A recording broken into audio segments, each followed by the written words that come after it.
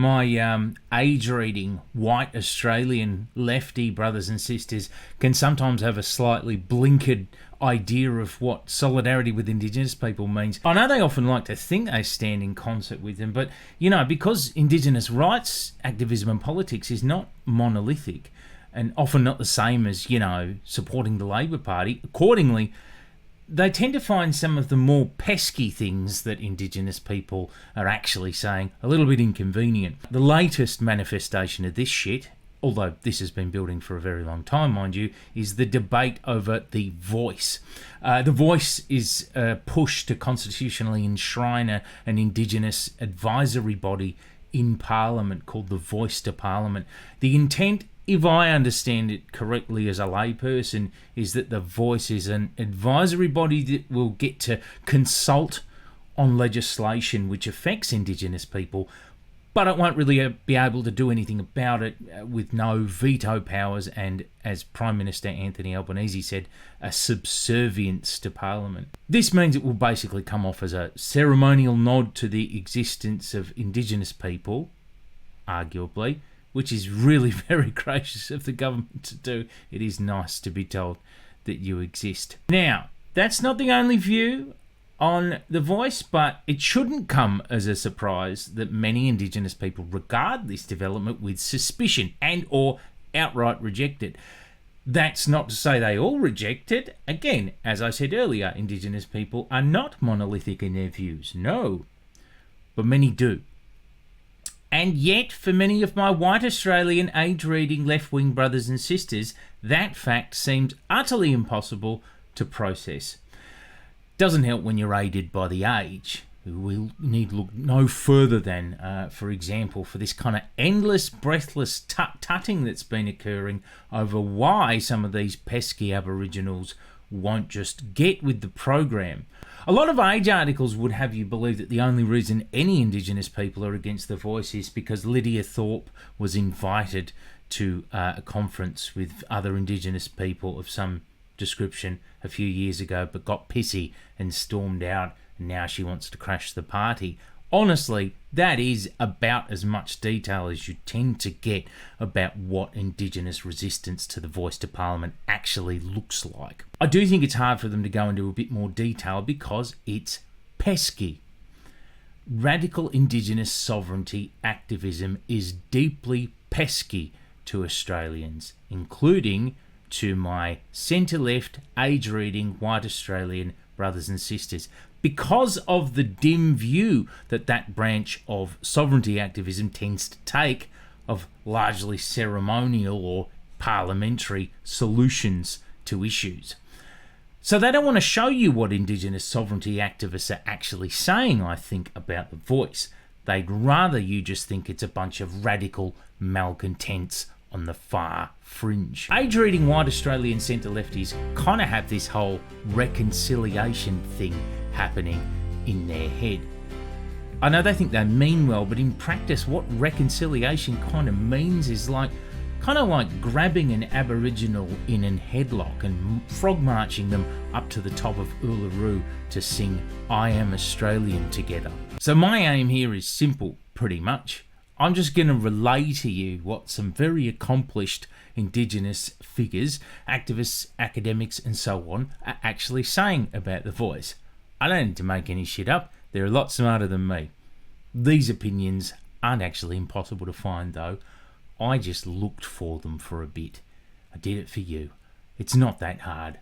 It's just that you won't find them in the Age. The incredible Amy McQuire has a Substack with regular writings called Presence, and I super recommend that you all subscribe to it. There's few people who I think give a more thoughtful and considered perspective on matters, certainly of Indigenous rights, but even more broadly, than Amy in Australia. Her most recent piece is about the Voice, and it's such a clear illustration of the history of how we got to where we are now on the question of the Voice to Parliament that I think it's absolutely mandatory reading, and I'm just going to skim through some points that it makes in terms of the history it tracks out.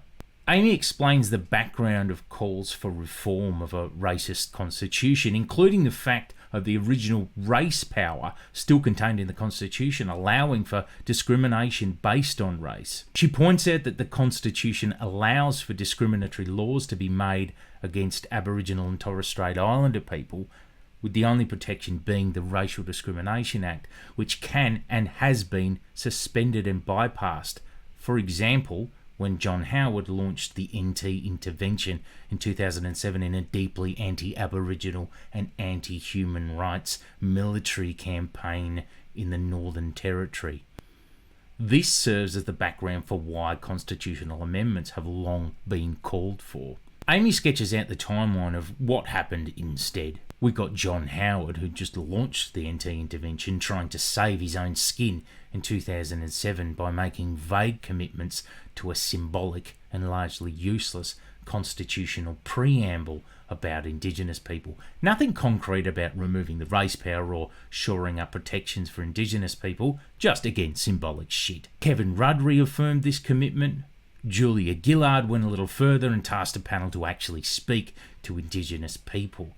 The panel released its report in 2012, which recommended to get rid of the race power and replace it with new powers that allow for policies that overcome historic and current disadvantage. What Gillard's ALP government did instead of turning those recommendations into real reform proposals was to first launch the Recognise campaign, a very expensive one. It blew heaps of money on ambiguous promotion of constitutional change before actually drafting the specific changes. Now, in 2016, the Indigenous Law Bulletin published a review of the problems with the Recognise campaign and why it alienated so many Indigenous people. The campaign was light on detail, kept talking about the need for compromise, and kept insisting that this was a once-in-a-lifetime chance to get constitutional change for Indigenous people. That alienated people in much the same way that the Voice campaign is managing to do right now. It also frustrated people for seeming to distract in its ambiguity from real issues facing Aboriginal and Torres Strait Islander people, the need for treaty to be negotiated, and the need to address real-world issues facing them, and so on. It came off as an empty gesture which was catering to white Australians, trying to convince all of them, more than listening to the wishes of actual Indigenous people. And after 5 years, the Reconciliation campaign bombed. The Voice campaign is the latest manifestation of the drive to push constitutional recognition over the line. Came after the Uluru Statement and a subsequent referendum council summit for First Nations delegates to discuss constitutional recognition. Some delegates reported feeling intimidated at the summit, others say they were locked out altogether. A group of delegates walked out of this summit because they felt they couldn't get a word in edgeways. This group of influential Indigenous rights activists included Lydia Thorpe. Now, you were also part of a group that walked out of the Uluru Convention in 2017. Why did you do that? Because I was with very, very staunch grassroots elders, and we collectively made that decision because the dialogue did not have equal numbers of grassroots blackfellas there.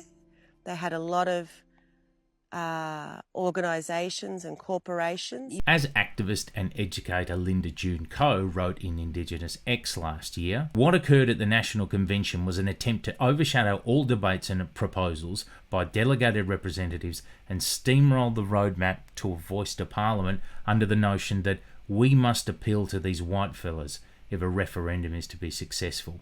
While I am of course aware of the political nature of Indigenous affairs in a settler colonial state, the claim that the dialogues were an inclusive gathering of views from our peoples is a disappointing and damaging representation of what took place. As another legendary activist in that group, Auntie Jenny Munro, said to media at the time, "It's not a dialogue, it's a one-way conversation.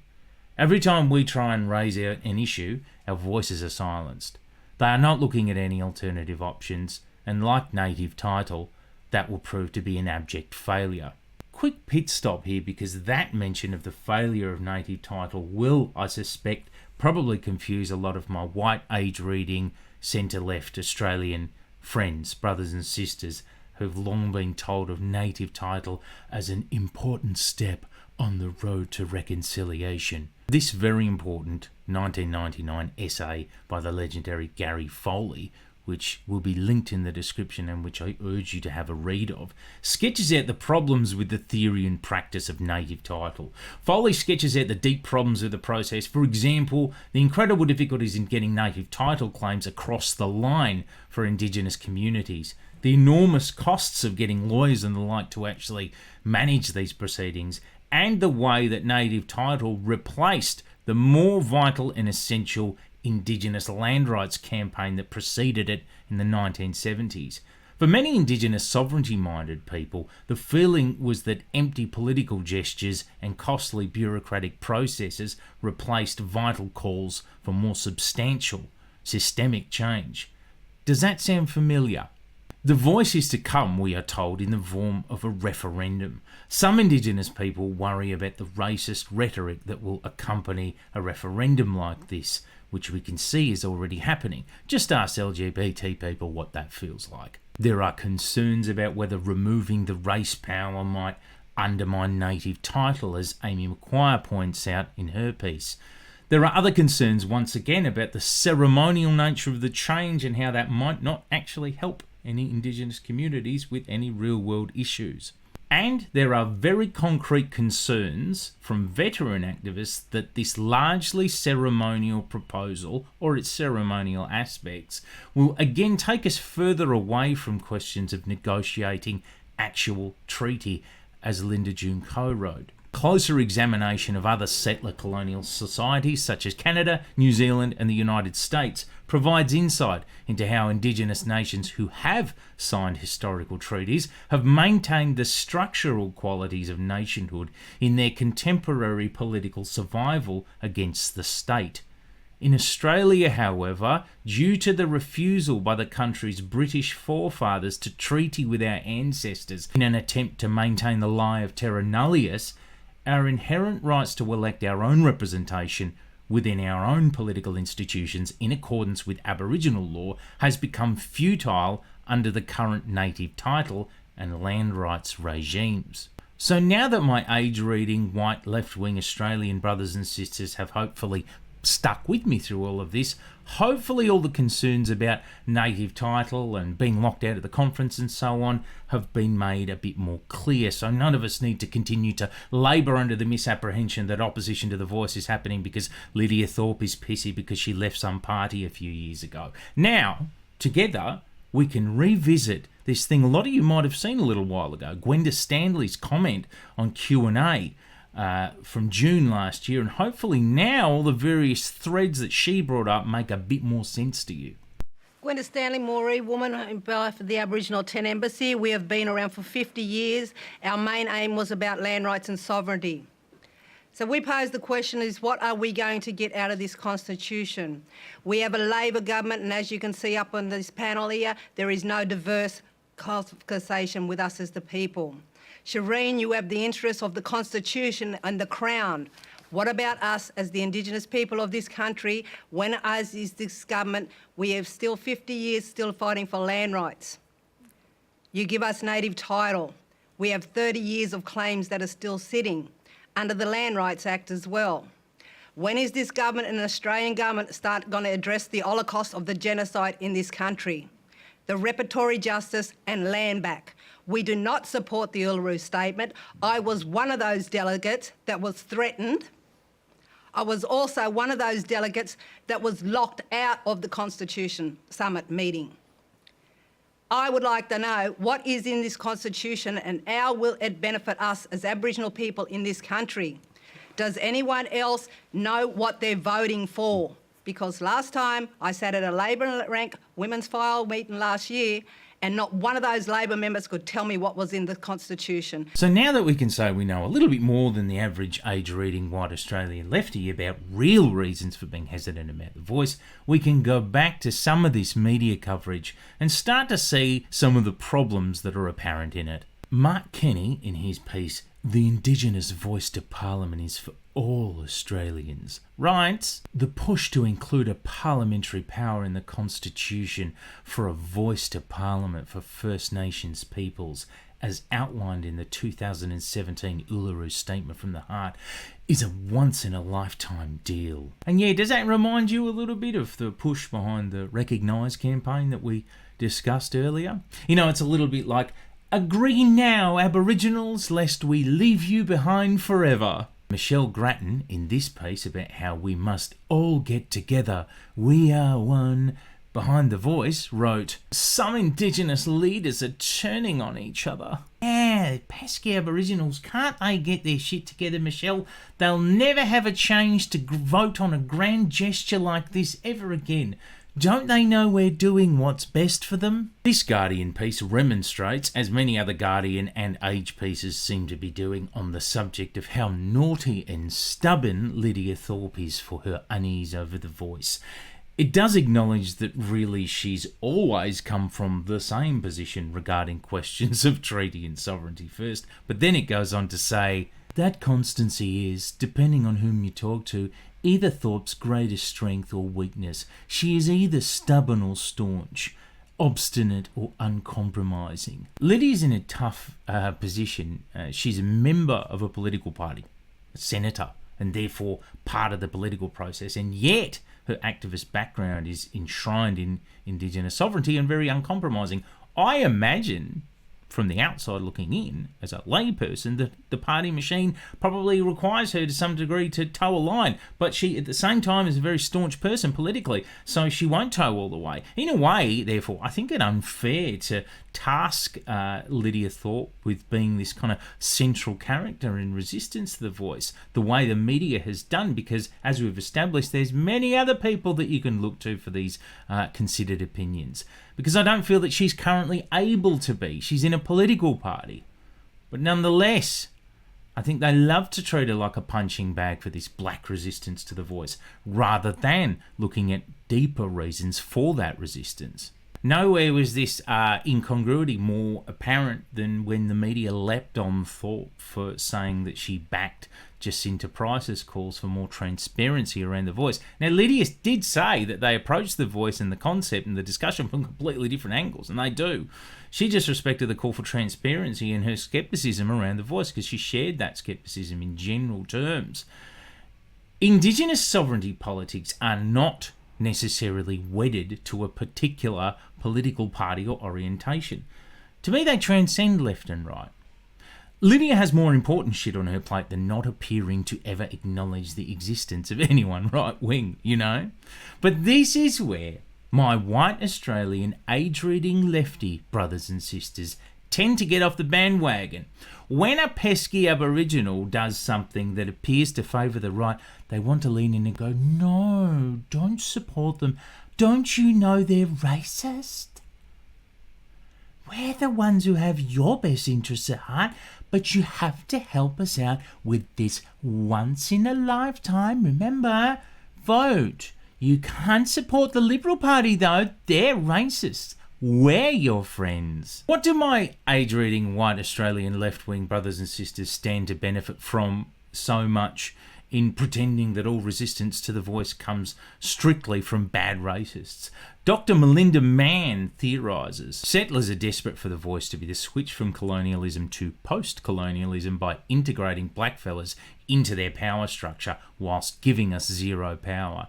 It's permission they seek, not a voice they wish to give. Like I said at the start, reconciliation for some of these guys is like grabbing a pesky Aboriginal in a headlock and marching them up Uluru to sing at the top. We are one, but we are many. Don't stop struggling and for more. Another thing that Dr. Melinda Mann said on Twitter, I am begging white people to understand that blackfellas who oppose the voice exist and that their views are far more valid than white people who oppose it for far different reasons. Or take Dr. Chelsea Wattigo, who said of the debate around the voice, and yes, the for and against takes on the voice irritate me equally in their erasure of the interests, capabilities, aspirations, knowledges and sovereignty of blackfellas. But look, I know I've been very biased so far because I've only shown you expert critique and analysis from experienced and educated Indigenous women on the subject, haven't I? And that probably makes it hard for many of my white Australian age-reading left-wing brothers and sisters to swallow, because after all, who has the time to listen to all these pesky bloody Aboriginal activists? They're so shouty, aren't they? That's why I'm here, friends, passing on their hard-won expertise in the form of easily digestible, lowest common denominator YouTube videos. I'm like the little teaspoon of white milk that helps all you age-reading, white Australian left-wing brothers and sisters of mine swallow down that black tea.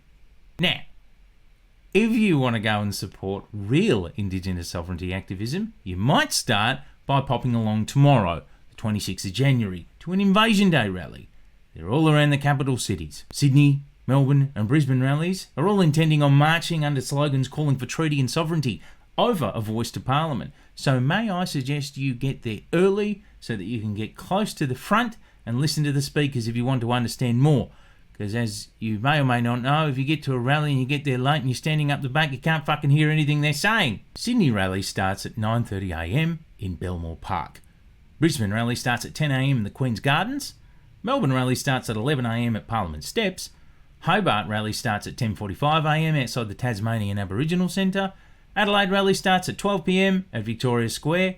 Perth rally starts 12pm at Forest Chase. And Darwin rally starts at 10am outside Dondale Detention Centre in Berrima. Put your age down and go and get some fresh air and be useful tomorrow. Cheers. When did our old people march down the street saying, yeah, we want to go into the Constitution. Yay, let's go into the Aussie Constitution. I've never heard a rally ever say that, but I've heard them say treaty